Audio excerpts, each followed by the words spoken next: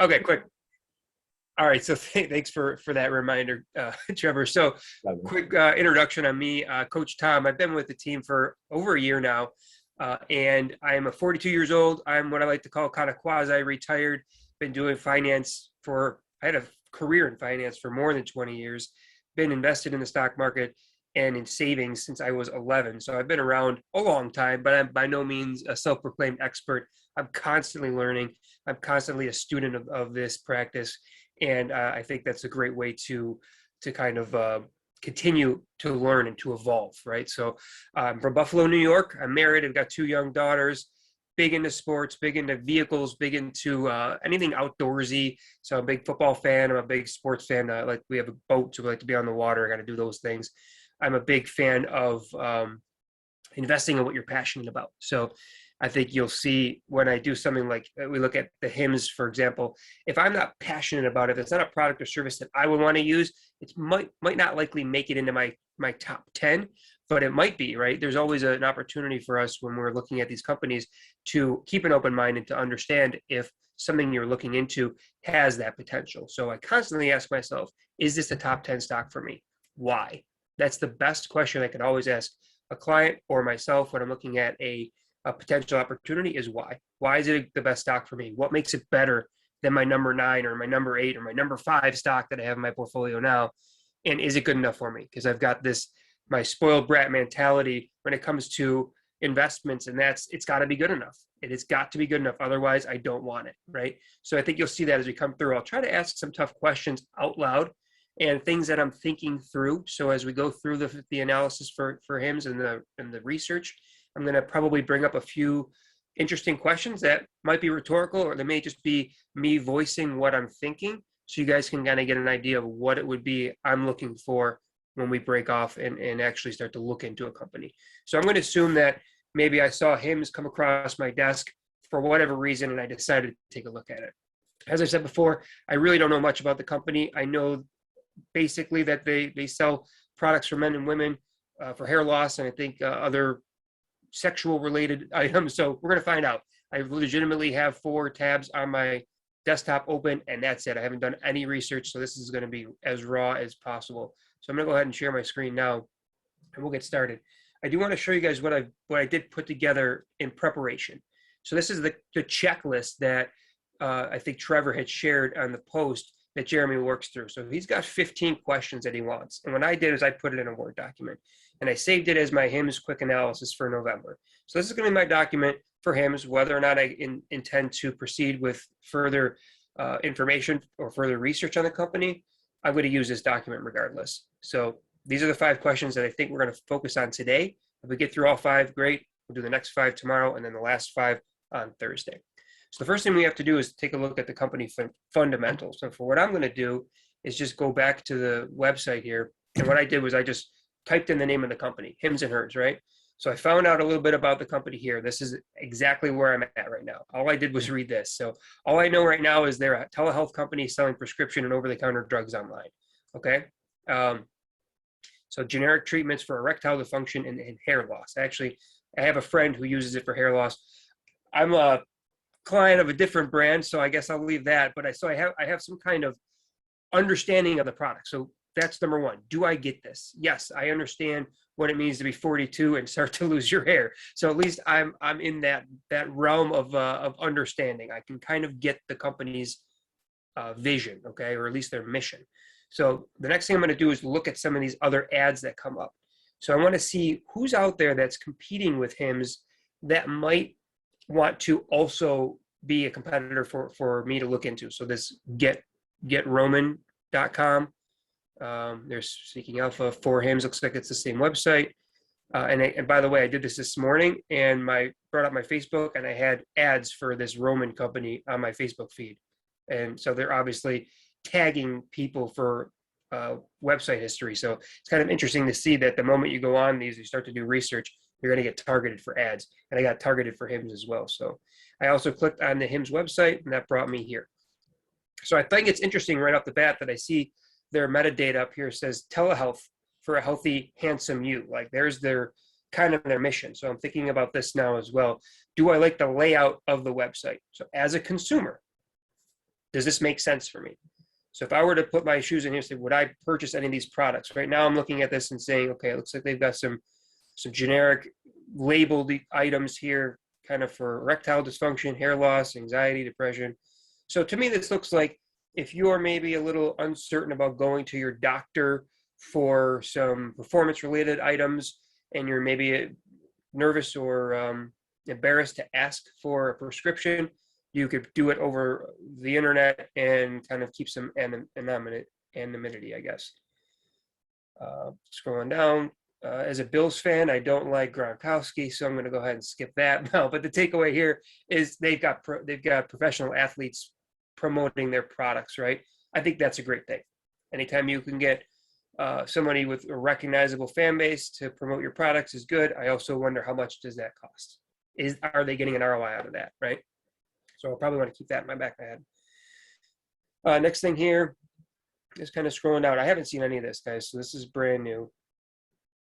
Looks like this is the process here. So it looks like it can all be done over an app, which is very convenient. Customized treatment plan. So I've done something like this for a different prescription where I had to go online and get a script. And it was very much a similar process, super easy. I had to do a quick, one time I think I had to do a video chat with a doctor for about 2 minutes. And another time I had to just send some pictures in to get a script. And that was nice. Like, it was a lot easier than waiting in a waiting room to ask for kind of a non-critical item, right? I didn't need blood pressure medication or something like that. This was kind of fits in a different category. So far so good. This looks pretty slick. I probably would want to download this app and actually play around with this to see how I like this, the feel of the product or the service that they're giving. So take a step back, they've got a product now and they've got a service, right? The product is the end result, but what's in between that is the service that they provide. So can they provide a slick service either through the website or through the app to kind of make it as easy and painless for a customer to get what they need? And it looks like that's kind of paramount here for them. So we've got some customer kind of comments here. Hair products. That's kind of funny with the old emojis happening. All right, we got skincare, and it looks like they also have a women's version of this, right? I think it's for hers.com as well, right? So we'll jump over to that as well. So save your hair, create a plan. So, okay, so this is where I would spend a little bit more time, right? I'm gonna kind of go a little bit quicker. I would go through the website and make sure I like the product and the service. Probably click on a lot of these links, learn a little bit more. If I have more time, I wanna go deeper, I wanna get into the investor relations page, right? So we're gonna go there now. But I'm gonna click back here and look here. So what are the fundamentals here? So what products or services does the company provide? So we know we put in some information here. That would be something like hair loss products, looks like ED products, skincare, and I think I saw premature ejaculation. That's right. So the service is providing, I would say, sensitive prescriptions to males who may not want to, may not want to visit a doctor in person. Looks like we have an app, make the process simple and easy, effective, etc. So this is where, you probably want to jump on. I may even make myself a note here that says something like check out for hers.com as well to see what services provided there. So now the takeaway here is, okay, do I know what the company is selling? I think we have an idea of what they're selling at this point. I can't speak to it intelligently, other than as a consumer. If I'm looking for hair loss products or erectile dysfunction pills, skincare, I know that I can go into this. I might come in and say, well, what products within the hair loss category do they have? And more importantly, what makes their products unique versus the competition? Why would I go to HIMS versus that Get Roman? So I might need to come up and bring up the Get Roman page, right? So we could even do that really quickly and say, let's see.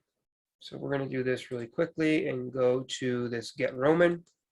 And I'm also going to bring up the forhers.com as well.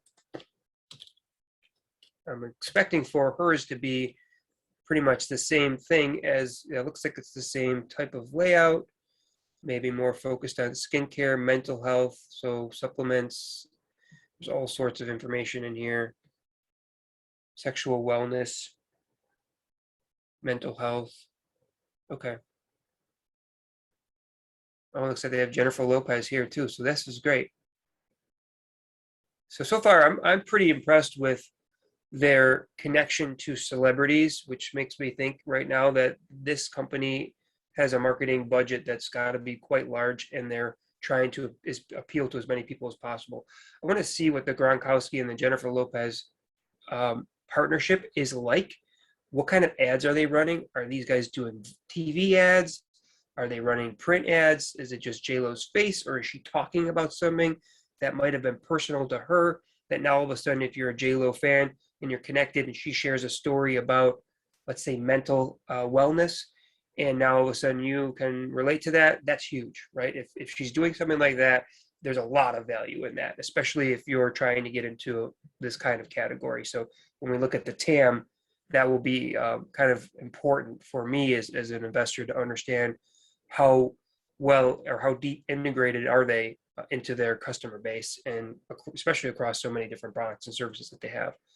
So I'm going to go back here and maybe make a couple of notes. J-Lo and Gronkowski partnerships. May want to look into the efficacy. Can't spell today. Sorry, guys. Efficacy of their ads. I.e., what kind of ads are they running? Okay. All right. So this kind of brings me to, we're going to look at Get Roman. So going over to Get Roman now. Okay, so look at this. So they're partnering with Major League Baseball. It seems today that if you're a company, the first thing that you do is you get as many partnerships as you can. And I'm not sure how partnering with a lot of these companies makes sense, but that's for us to find out. So again, ED treatments prescribed online. It looks like, see, they're giving a little offer at the top, and I think HIMS was as well when we were on their main page. Yep, there's a promo code, so it's very similar. Yeah, okay, so Viagra. It looks very, very similar. A lot of reviews. Okay, we're not going to spend too much time here yet, but it looks like they're doing pretty much the same thing. Yeah, okay, so we're going to close that one out for now. So let's go back over to the HIMS kind of investor relations page. So back over to here, do we understand the business well? Not yet, right? But the business model is essentially going to be selling, how would I describe this? Personal care products and prescriptions, men and women. Or again, I'm just going to use the word sensitive for sensitive items. I don't really have a better term there, but what I'm trying to capture there is things that you may not want to just walk into a store and grab yourself. So if, like, I think you saw it on the Roman page, if you've got herpes, it might be a little embarrassing to walk into your doctor's office that you've seen every week and explain that. You might feel better off going on to an online doctor that you're never going to see again and getting the prescription that you need to take care of that.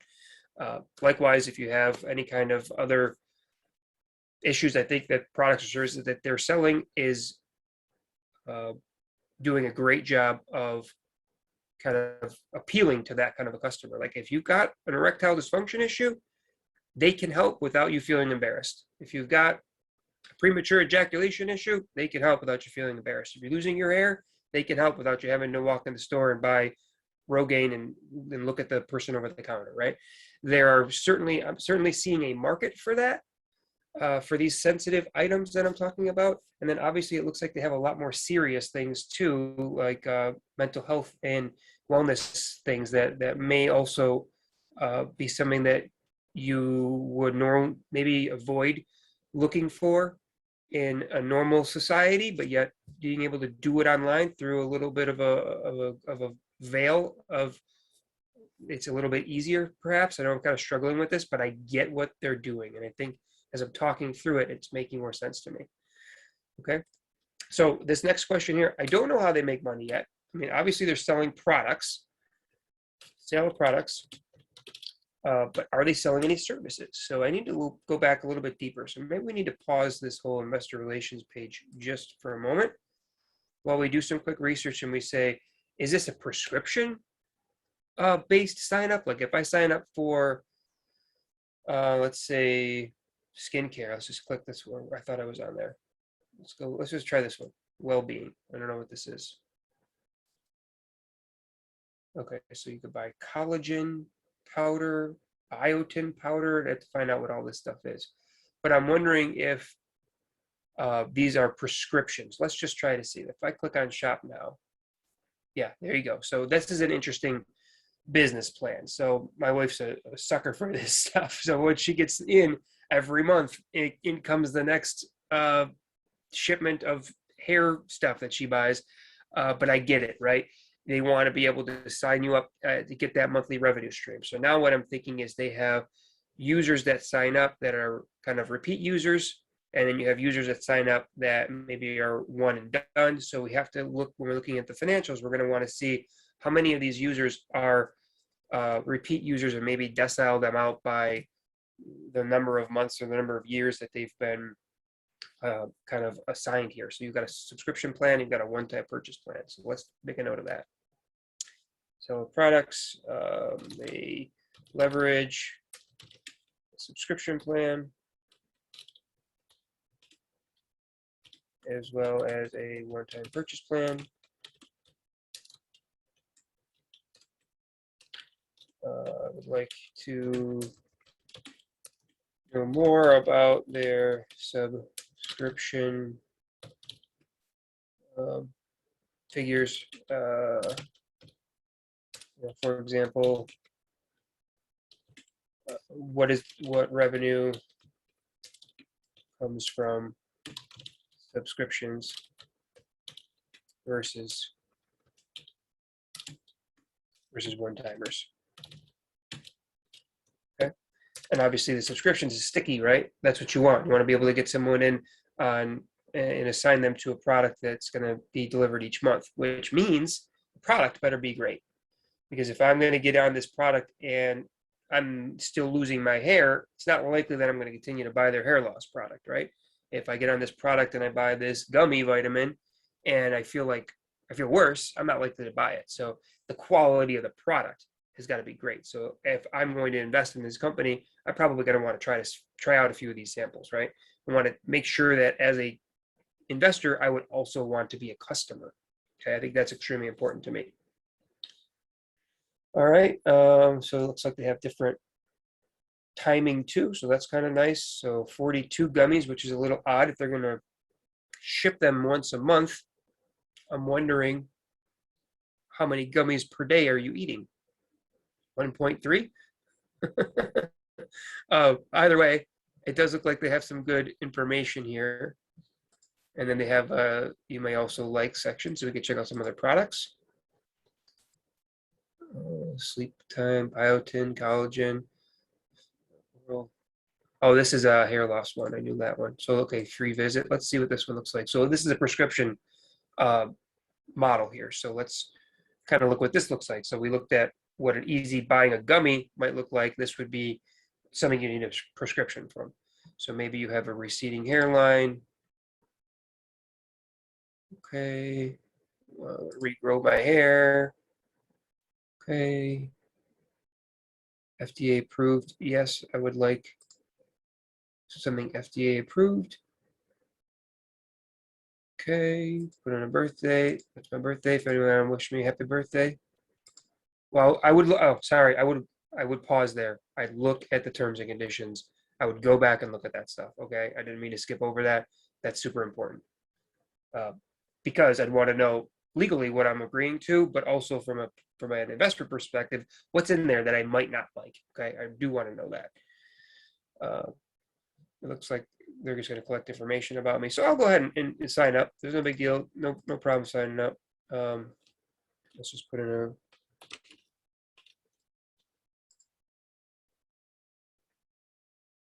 See what happens. So now this is research, right? It's researching because I want to actually be part of this. I want to be part of the company. I want to be part of the product and service. So I need to know what it looks like on the consumer side. Okay. So my doctor needs to know about my symptoms. So it looks like it's important. Blah, blah, blah. Okay, let's just say other. Okay, so it just gives you some information. Let's say last year, something like that. So let's just say. So I might, I really don't want to spend too much time going through this, but it looks like they're asking a lot of good questions to give you some information, to link you with a doctor that would then be able to prescribe you a prescription, right? Let's just try this. I don't even know what this means. We ask because we care. No, we're not any of those. What treatments have you already tried? Let's just say we're not trying. We haven't tried anything yet. What's your gender? Oh, that's a lot of options. Oh, geez. Okay. Any of these following apply to you? Nope. Do you experience symptoms of sexual dysfunction? I do not. Do you have any medical conditions? Let's say no. Do you have any mental health conditions? No. This is good. So I like the fact that they're asking some legitimate questions that I feel like a doctor would ask me if I sat into an actual physician's waiting room. In the last 2 weeks, have you been troubled by any, looks like depression stuff, anxiety? No. Have you ever had any surgeries? Let's just say no. Oops, I said yes by mistake. Let's see if we can go back. Good. Do you currently take any medications? Let's just say no. Do you have any allergies? No. Okay, so this is interesting. So now I have to take a picture of my head and submit it. And I don't think I'm going to be able to do that right here. So we may have to stop at this section, but it looks like there are 3 or 4 more steps. So far, the process was pretty easy, pretty painless. So I'm interested in documenting that. So I might put something down into here. Let's go into services. So do I use their services? We'll document it there. Just signed up. Tried to go through the process for finasteride. I don't know if I spelled that right. No, there's a T in there somewhere. Finest. DST. I don't know if I spelled that right, but there it is. However, stopped at the picture portion. Overall, felt like this process was easy and made me feel like I was in the doctor's office. Okay, so this is good enough for me to document to see, okay, it looks like the product and service is pretty sound. It looks like these guys know what they're doing. This isn't a kind of a cobbled together company. So far, I feel confident in this. So here's one, general long-term prospects. I can't really answer this question yet. If you guys have any thoughts in the, add them to the chat, but here I'd be looking for what are HIMS doing? What is HIMS doing to continue to become relevant or stay relevant or invent a new opportunity? So if they just started as a hair loss company and they've added the erectile dysfunction and the prescription for what was the other one? Premature ejaculation and health and wellness. What are they looking at next? Are they looking at opening up physical offices where you can, meet with a wellness person? I'm just making this stuff up as we go, but is there something that's on the horizon for HIMS that would make me excited as a potential investor? Like, is there a new product, a new service, a new location, an acquisition, or something coming that we can start to talk about that might help us from a fundamental perspective, see what are they doing to not only increase their TAM within their market, but grow the TAM overall. Okay. Trevor, I want to check in with you. Are there any questions or chats that are coming up that we should look into at this point? No, I think we're all good. We're all good as of right now. Okay. And guys, if you want to give any feedback on how this is going, please just throw it in the chat so I know if I'm helping you guys throughout this. Hopefully I'm not fumbling through this too much. All right, so let's continue then. We're going to look at TAM. So how would we set up TAM for HIMS?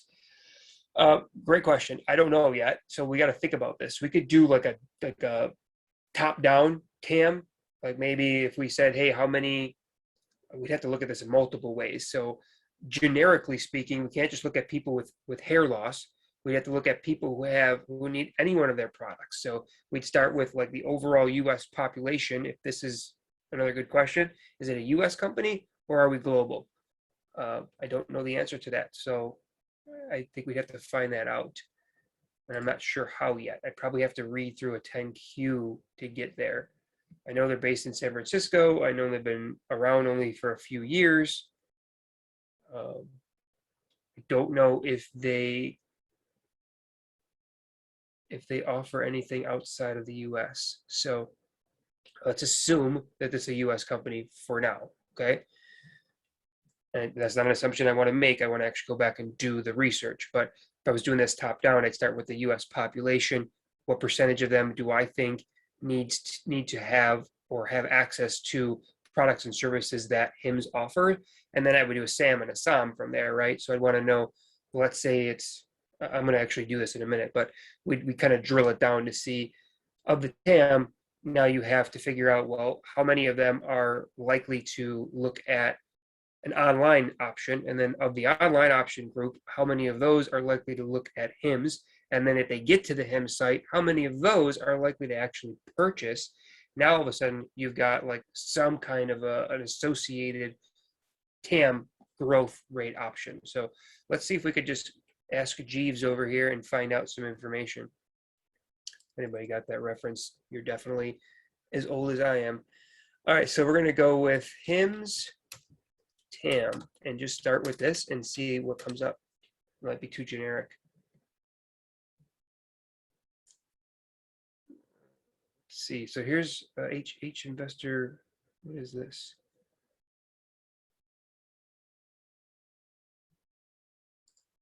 I don't like just clicking on random documents. This has been a little dangerous.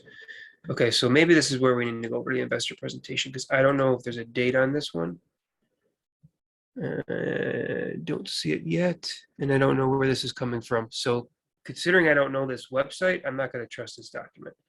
So I'm going to go back over to here, and we're going to go over to the investor relations page and try to bring up the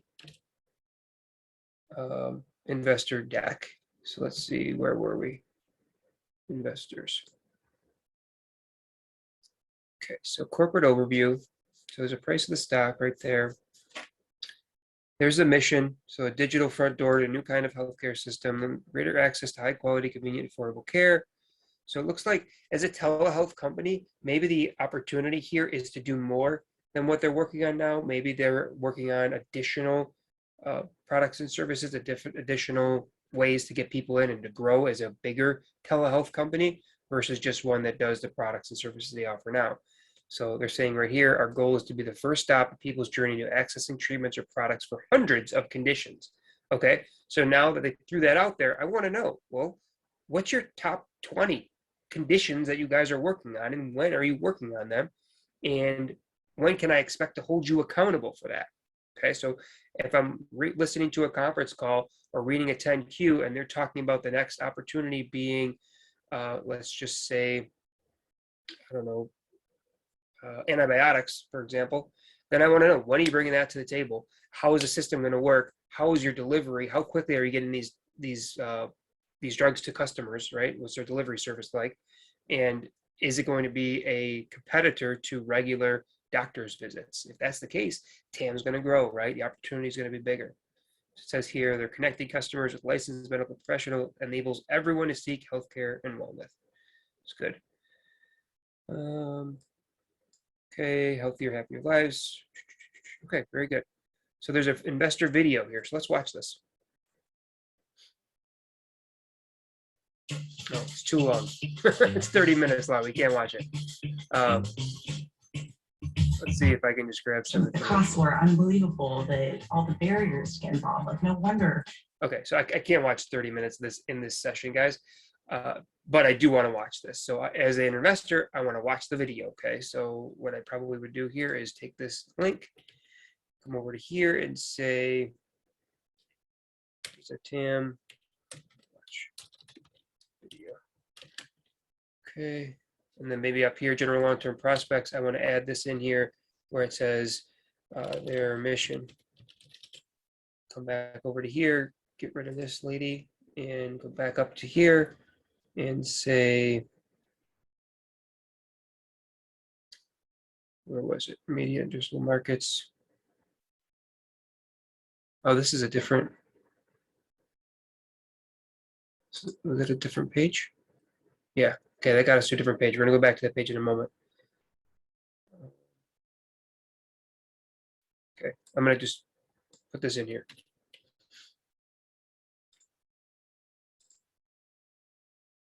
So hundreds of conditions. I might highlight that. Okay. So I don't know what those conditions are yet, but I'm interested in learning more about this, and I'm interested in how that's going to impact the TAM. So let's go back over to here, and I want to forward back because it brought me to this page after I clicked off that link, the video, and it's saying they're the first native, fully verticalized, multi-condition health platform. That's a mouthful. Integrated from start to finish, enabling health experience for the future the modern consumers expect. This is a new front door to healthcare where the patient is the consumer and the experience is frictionless. That's pretty impressive, right? So if I think about this, as the baby boomers age out and Gen Xers like myself and millennials age into needing more and more healthcare, we're going to want to do it online. We're not going to want to physically go somewhere. At least a good portion of us are probably feeling that way. So I'm looking at this thinking, if they can figure this out and they can separate themselves from the competition in some way to be determined, I can start to see some potential here now, okay? So rigorous evidence-based guidelines and comprehensive provider training and high-scale seamless patient and clinician experience facilitated by proprietary purposeful tech. They're pretty wordy here. That's a lot of words. The new paradigm of healthcare unlocks significant patient growth, delivering a consumer experience unlike anything in the industry. What's the experience? I want to know this. I want to know, why is HIMS better than anybody else? They're saying that they are, but they're not telling me why. And for what I've seen on the website yet, it looks pretty cool. I'm not convinced yet, but I'm curious. I'm cautiously optimistic. Okay, so I love where they're going and what they're saying, but I want to know why. I'm asking the tough question. Why are you guys so good? What makes you better than Get Roman or the next guy who's coming up on the block? Okay. So this is probably where I might even take a moment. Let me read this last section and I'll make this comment I was going to make. Our immediately addressable markets are massive and underpenetrated, with all key underlying fundamentals making for logical expansion. We own the trusted consumer relationship and are uniquely positioned in the rapidly emerging landscape. Maybe all this is explained in this video, but boy, pretty big claims, right? Better prove it. Show me why. Okay.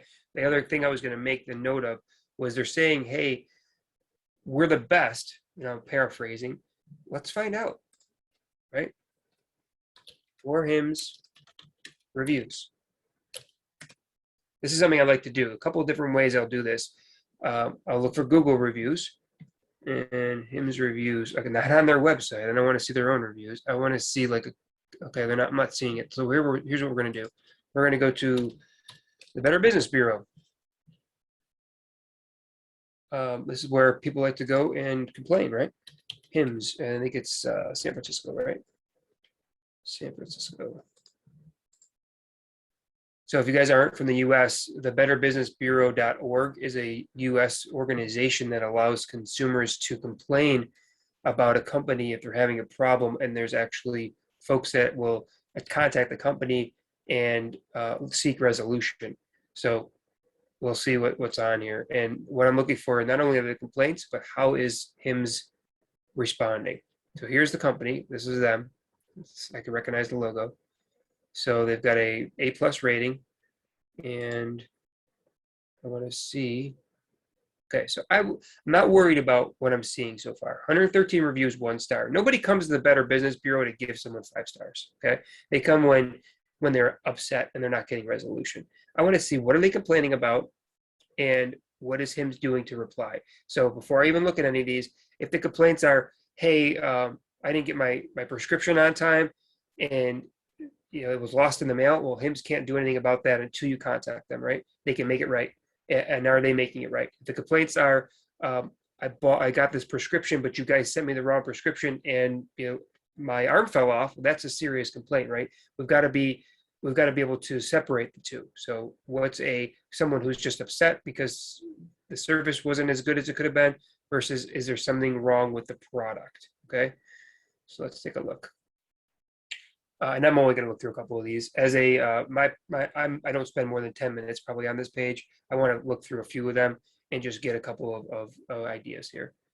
So I'm betting this is what a lot of this is going to be. I was billed for the subscription plan, and I wanted to cancel, and it was too hard for me to cancel. That's a customer issue. That's not a HIMS issue for the most part. Coming from a finance background, I know this part pretty well. Okay, so this is, again, cancel, blah, blah, blah. Let's see if they actually replied. So, okay, good. So we're so sorry, we just see any context. So good. So okay, I like this part. So customer was upset, and they replied. They with a kind of an apology and maybe a little bit of empathy. Great. Okay, so far so good. Another billing issue.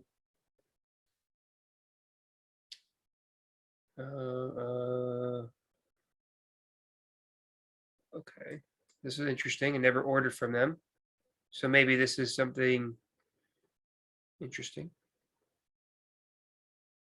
Refunds are processed, so they're getting refunds processed. Advertising sales issues. Let's see. Prescriptions are corrupt about the price. Was not properly informed how much I would be paying. Somehow I was signed up for a prescription without my knowledge. Contacted them and told me not to offer refunds. So here we go.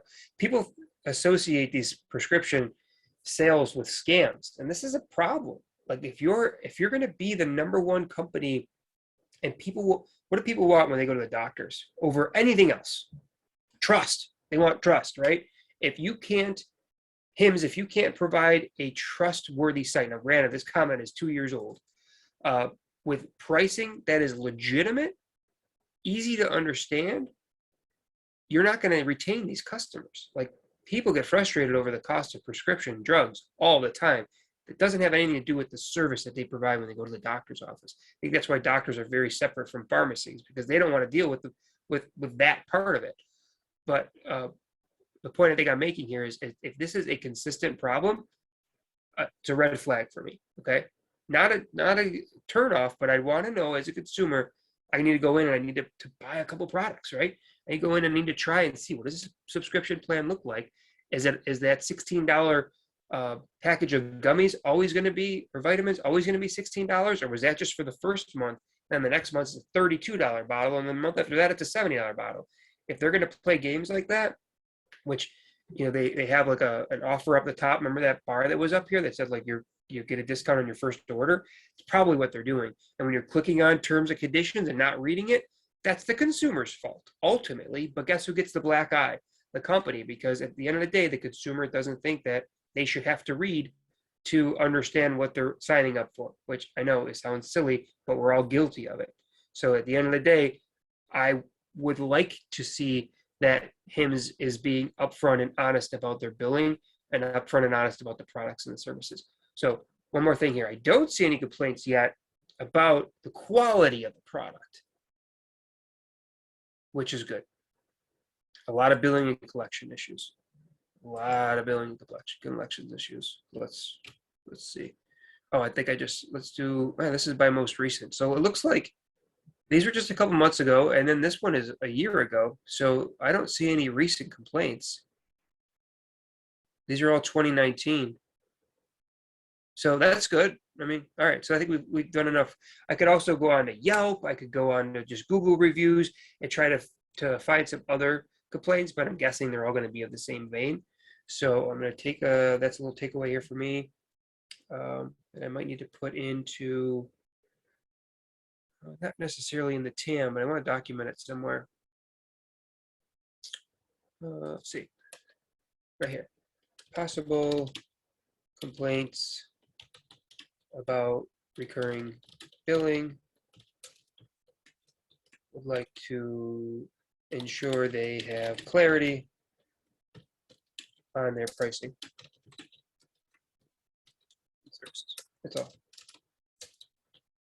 So it's just a start. It's kind of like a note for future Tom to say, hey, we're feeling pretty good so far, but when you go and buy this product and you test out the services and you read those terms and conditions, oh, here, do that.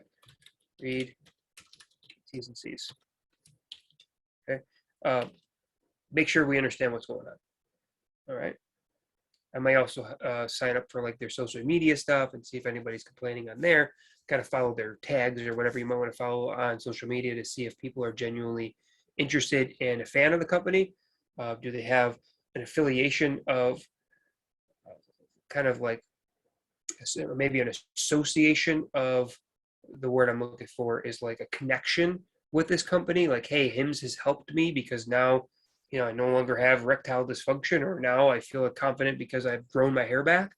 That's an emotional connection that you can have to a company providing you a prescription for something that is, you know, embarrassing, but helps you gain confidence or, you know, kind of live a better life. And if that's the case, then you're gonna be a big fan of HIMS. You might not be going around and bragging to everybody you meet that you solved your erectile dysfunction issues, but you might, you know, if you got a buddy or something like that, or a friend, you say, hey, this worked for me, someone that you could confide in. I could see this being a beneficial word of mouth advertising. Okay. All right. So let's go back to TAM because we got to figure this out. We're getting close to the 9 o'clock hour here. I need to do a little bit of more research on the video here and to figure out if they capture a lot of the market. So going back over here to their investor page, and I don't know, I was looking for like an investor presentation. Saw the video. Here's an investor presentation. There we go. So it does look like the same document we downloaded. That's the same link that we had before.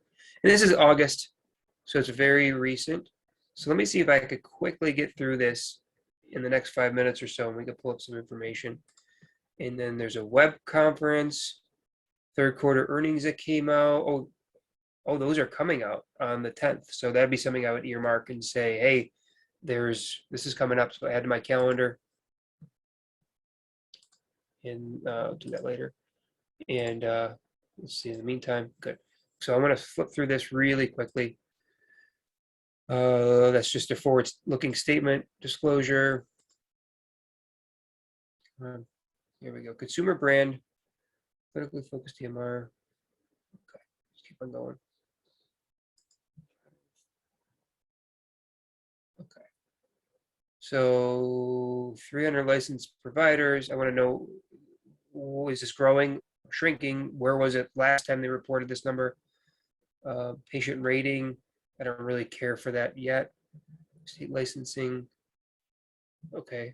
It looks like they have to find a practitioner in each state. So they probably are US only. Chart reviews. I'm not sure what that is yet. So healthcare, unprecedented patient growth. Well, okay, so that's pretty interesting. So 16 million cumulative patient touch points. What is a touch point? Follow-up. Okay, I don't care. So messages, visits on a platform, renewal visits. Okay, that's BS. I don't care about how many times someone visited your site. At this point, I want to know how many. 3 million consultations. How many customers? Patient growth. This is marketing. I don't like it. Skipping that one. Okay. Next. So let me tell you the takeaway here. I don't like this because they're not telling me, here's how many patients we have, and here's how our patient growth has been. What they're telling me is, here's how many consultations we've had. Here's how many people have visited our website or how many emails we've sent back and forth. I don't care about that. I want to know, how many patients do you have? How many sales did you make? How many of those sales are repeat sales? And how happy are your customers? That's not on this page. It's a bad one for me. Too much marketing and not enough data. Adopted and championed by our customers who represent the future of healthcare.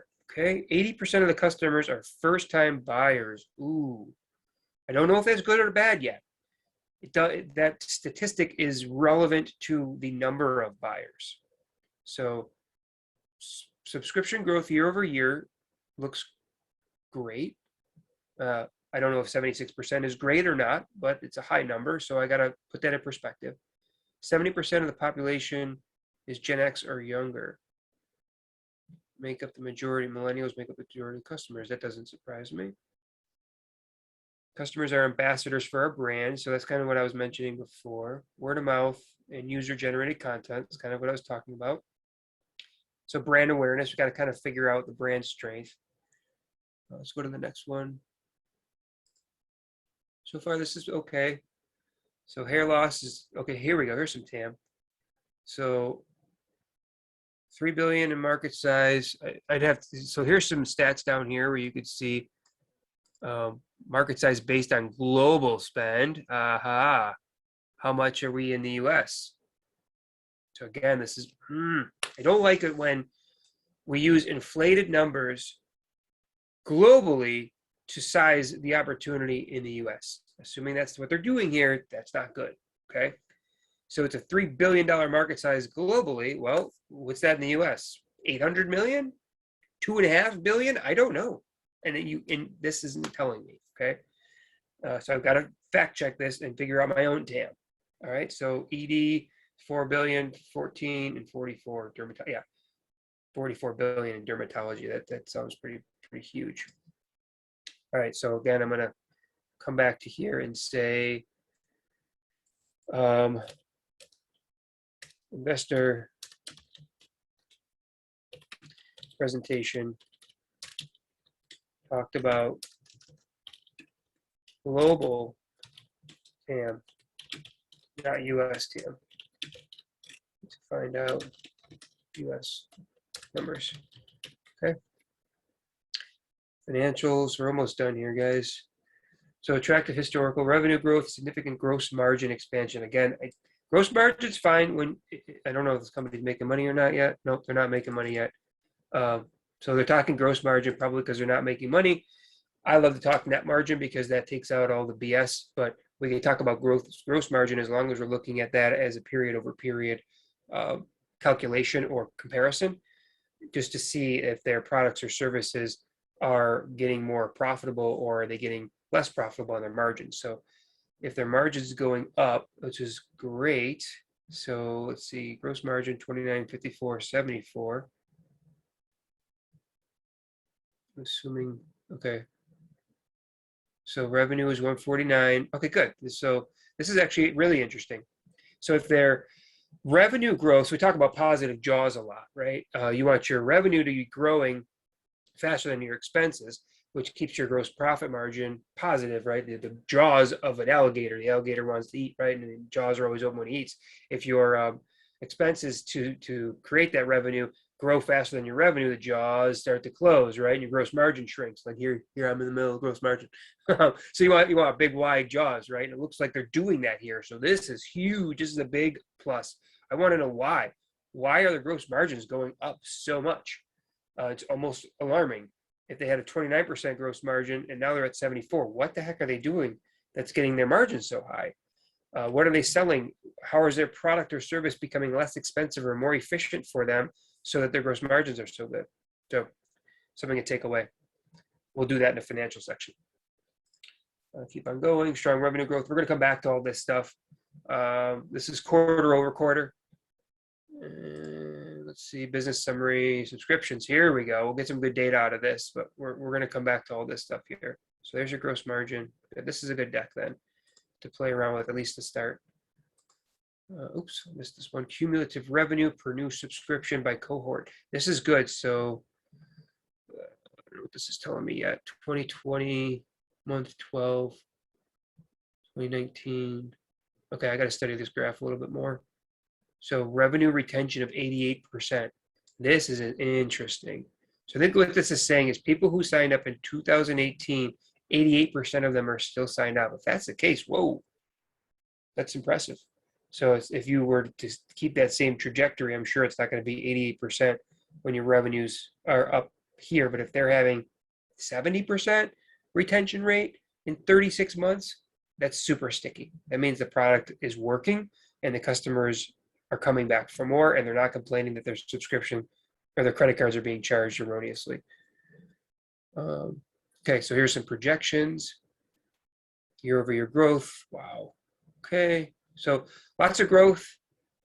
Looks like 19 was huge for them, and then actuals for 2020 were 80, and estimates are coming down. So growth is slowing, but gross profit margin is increasing. So we should start to see, why is EBITDA going down?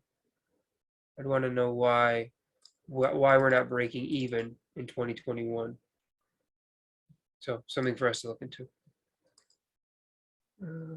Okay, there's an EBITDA stuff. We can look at that again later. Okay, that's it. All right, so let's go back here. So I think what we've done for the TAM is we're thinking it's huge, but we don't know yet. We don't have US numbers and we don't have their penetration into that. So I need to do more work to see how big is this opportunity. Right now, we think the opportunity globally is big, right? Especially when you threw in that dermatology section because of the skincare portion of it. So if you maybe stripped that out and you only looked at some other portions of it, what can they continue to do to grow? That's something I would be very interested in. And then this is a very important question. Do they capture a part of the market? I don't know. I don't know yet. It sounds like what they're saying is we're capturing this online part of the market and we're doing a really good job of that, but they're going to be competing with your dermatologists, your normal general practitioners, and the actual doctors that you go to today. So how are they going to convince folks to stop going to their doctor to go online? And not that they can't do that. I don't think that the barrier to that is very high at all. Like if we did a quick SWOT analysis on that, it's a huge opportunity, right? But how are they going to educate me? I'm Gen X, so I guess maybe I might not be the target. But if you're a millennial, how are they going to educate you on saying, hey, so and so, come to us next time you need one of these products versus going to your doctor? Because right now my mindset says, hey, if I'm having a problem in the bedroom, I need to go talk to my doctor, not I need to go search online. But maybe that is the default for the millennial and it's just a mindset change. So if that's the case and you search online, how is HIMS going to be relevant in that search request? So for example, I went over here and just started to say erectile dysfunction. What comes up? Lemonade, Get Roman, RxMD. There's 4 HIMS. It's number 4. Mayo Clinic. So there's all the ads, and then there's a legitimate, SEO'd website for the Mayo Clinic. So I guess the question is, why am I clicking on this one? Okay, and I don't have an answer for that. So again, interesting approach. So we could go in and we could Google a few of their products like male hair loss. And these are just words that I would use. So maybe you use different ones. But now we've got Keeps. I've heard of this company. Get Roman again. So this company's coming up a bunch of times. So this is telling me these guys are spending a lot of money on their Google ads. Hair Club, Nutrafol, WebMD, and I don't see HIMS anywhere, right? Yeah. Okay. So these are just things that I'm thinking of out loud. Like if I'm going to be, if I'm HIMS, how am I getting as much of that traffic to my site as possible. So here's an engaged user asking Google, how do I solve this? And HIMS isn't showing up, or they're competing for ad space with major competitors. So we're gonna have to do some competition analysis. Okay, the revenue chart. I think I can pop this in from this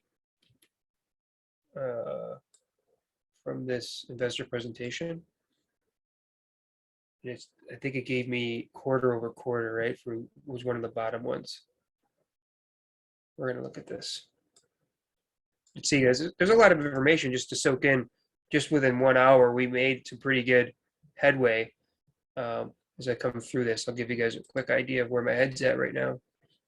Okay, so let's just take a quick snippet of this.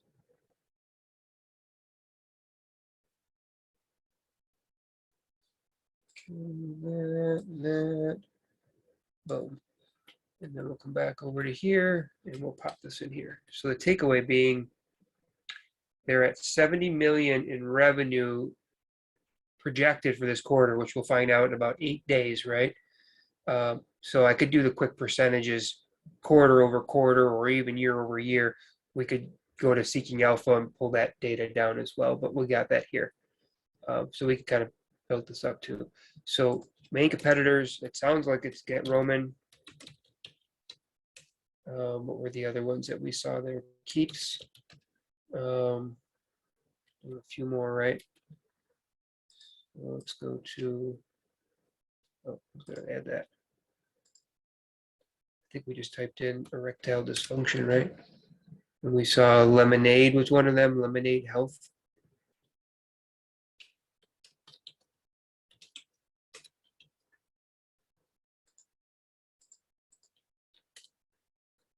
What's on there? Get Roman RX MD.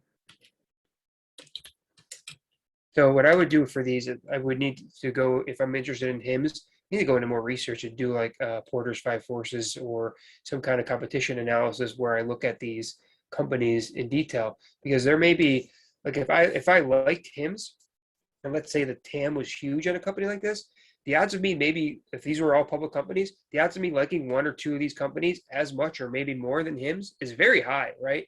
If I love the market opportunity, I got to figure out what makes HIMS better than these four, and maybe there's a few more on here, and be open to understanding that maybe RxMD is the clear-cut winner. They've got the best products or services.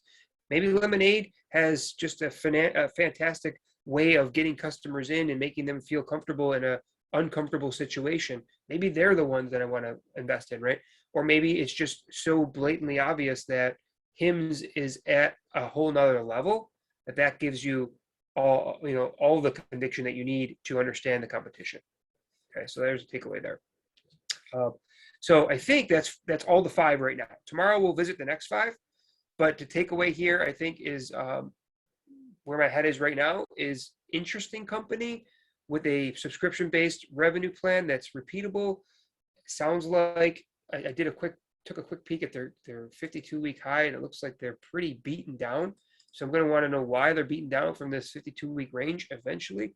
So this could kind of, looks like there's a little bit of upward pressure on the stock in the last day or two.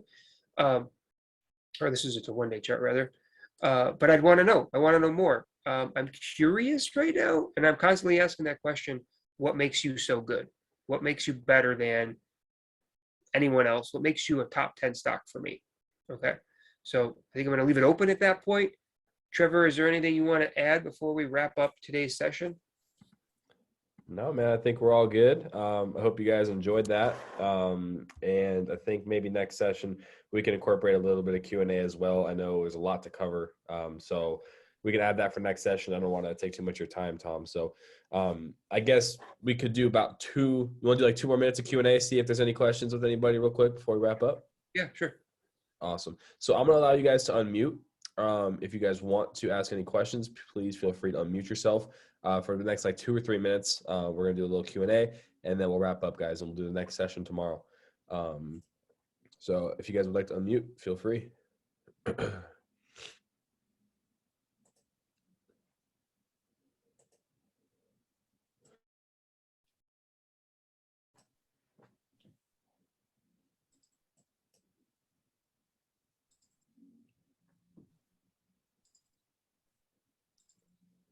Anybody? Hey, Coach. quick question. Hey, At Coach. what point would you guys consider customer reviews important? Is it past, after they hit a certain level where retention matters, or like, how do you guys determine that? Because I saw you going through the reviews and you said like, I didn't really care too much about that.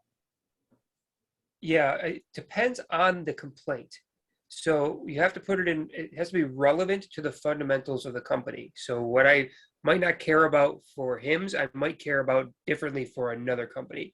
So I think the comment that I had was if it was related, some of them were old, so I threw those right out. And there weren't a lot right away, or there weren't a lot of recent ones. But some of the complaints that were related to a billing issue that HIMS addressed, to me, it read as if, hey, somebody may have stolen my credit card, or I didn't authorize this purchase, or maybe I'm just upset because I can't get a hold of someone to cancel my subscription. So I have to kind of read through those and understand what is the customer's real issue. Is the customer's real issue that HIMS is saying, hey, you gave us your credit card, so we're billing you for the next 12 months because you didn't read the terms and conditions, and we're not coming off of our policy? That's not really a business issue. It's more of a policy issue, and customers can complain as much as they want. But if you agree to the terms and conditions and you agree to buy the product or service, it's part of doing business.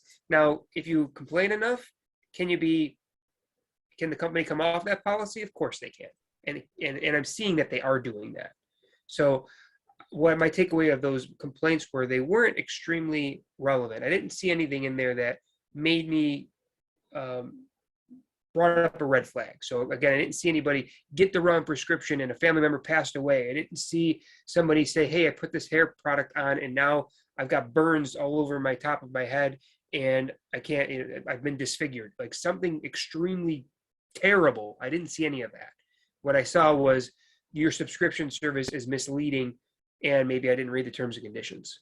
So ultimately, I didn't see anything in there that gave me a lot of concern. I read a lot of customer reviews. I'm used to a lot of complaints.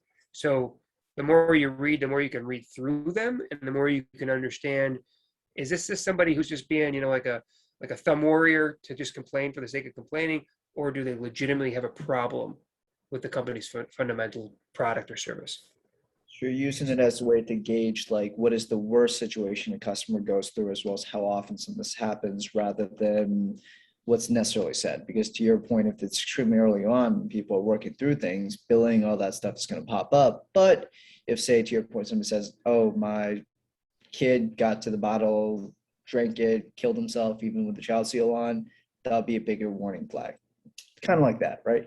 Yeah, well, yes and no. I mean, like that's pretty extreme. Like if your child got through the product, that's really not the wrong product. That's bad parenting. But put it another way, I think the challenge here is when you read through the results, like, are you seeing the company reply with compassion? And if they are, that's a good sign. If they're not, if they're saying, hey, screw you, you didn't read the terms and conditions, that's not a good sign, right? So what I saw was them replying with compassion and helping customers out. And I think that was a good takeaway. And I didn't see that comment repeated in it was 2 months, I think it was August, the most recent complaint. And then we were down into 2020 and 2019 pretty quickly. So there weren't a lot of recent complaints. So maybe they've got the stuff figured out.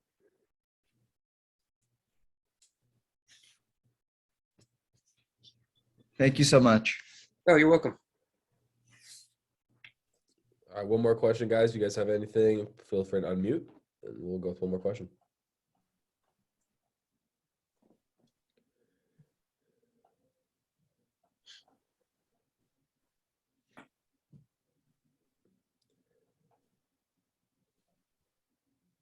All right, I think we're good. I think we're good. All right. Well, hey, guys, I hope you enjoyed this. Tom, thank you so much, man. Learned a lot. I hope you enjoyed it as well. Again, this is the first time we've done this, so we're going to do another one tomorrow, 5 p.m.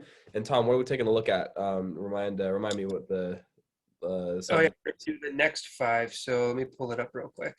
I got it right here. So the next 5 on the checklist are net income review. So net income growth over the next 3 years, projections for net income. So revenues, And then looks like cash and investments over debt. So, this is all finance stuff. This is right up my alley. And then company assets versus liability. So we'll be doing a lot of balance sheet and income statement reviews. So Perfect. Yep. Awesome. Well, hey guys, look forward to tomorrow.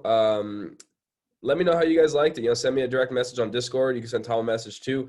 If you guys enjoyed it, your thoughts would be greatly appreciated. And we'll see you guys on tomorrow's call. Appreciate you being here, and we'll talk soon. Yeah. Good night, guys.